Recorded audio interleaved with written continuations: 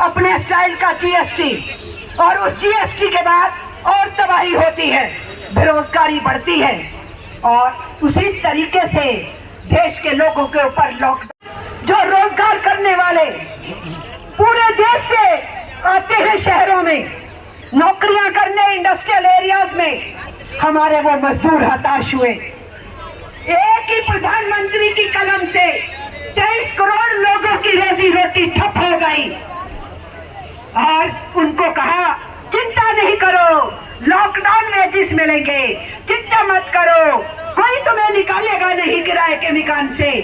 लेकिन प्रधानमंत्री एक भी कही हुई बात पूरी नहीं किए। जैसे नोटबंदी के टाइम पे जितने वायदे किए थे सारे फेल हुए, जीएसटी के टाइम पे जो वायदे किए फेल हुए, उसी तरीके से लॉकडाउन के टाइम पे जो वायदे किए वो फेल हुए। ये सरकार सिर्फ नारे लगा सकती है, झूठ बोल सकती है, बातें फेंक सकती है, लेकिन अपने किसी भी कार्यक्रम और बोली हुई बात को लागू नहीं कर सकती।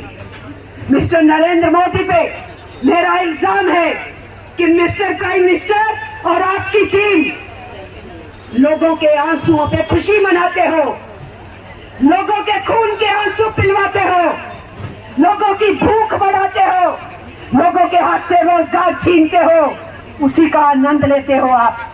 लेकिन हम मजदूर वर्ग और उसको चलाने वाली यूनियन और समाज के और लड़ने वाले और हिस्से ऐसी बातों को बर्दाश्त नहीं करना चाहते हैं, और इसीलिए हम मैदान में लड़ने के लिए उतरते हैं। और अगर आप ये समझें कि कोरोना के टाइम पे आप जो मर्जी करना चाहते थे आपने किया, आपने हमारे श्रम कानून बदलने के लिए उसी कॉल को चुना, आपने किसानों को पीटने के लिए 3 कानून उसी कोविड काल में लाए, आपने पब्लिक सेक्टर को पीटने के लिए उसी टाइम में पॉलिसीज लाई, क्योंकि उस टाइम पे डिजास्टर मैनेजमेंट एक्ट लगा था, और इसी जंतर मंतर पे 10 लोगों को भी इकट्ठे होने की इजाजत नहीं थी।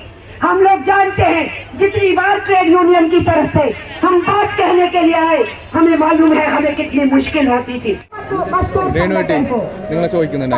संगठनों ने इस मांग को लेकर संघर्ष किया। इस संघर्ष के चलते हुए हमारी संसद ने ये कानून को पास किया। मुझे आज भी याद है 51 दिन महिला फेडरेशन और बाकी तमाम साथी लोग एक बस में मई महीना में दिल्ली, और हम रास्ते पे ये देखा, गांव में देखा, लोग खड़ा है बड़ा संख्या में। आज मनरेगा की कानून लागू होने के बाद हमारी गांव, इसका मतलब आपने जो काम किया उसका कोई लिखा-पढ़ी नहीं होती, लिखा-पढ़ी नहीं है, आपका नाम एंट्री नहीं है तो पैसा मिलेगा? मिलेगा? नहीं मिलेगा। जाने का बहुत बड़ा जरूरत है। तो ये ऐसा ये जो भ्रष्टाचार रोकने के लिए है, ये हमें ऐसा उसका कोई मेहरबानी नहीं है। ये हमारे यहाँ से जैसे हमारे बोला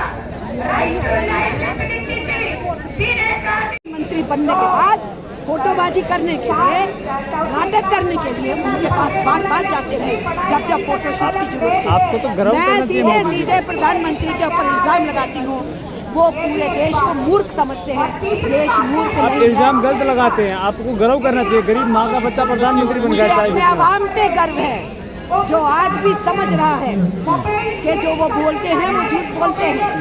जानती है हमारी आवाम।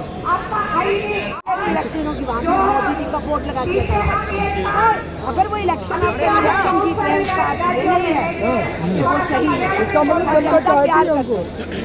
हम नहीं मानते कि जनता उनको इतना चाहती है।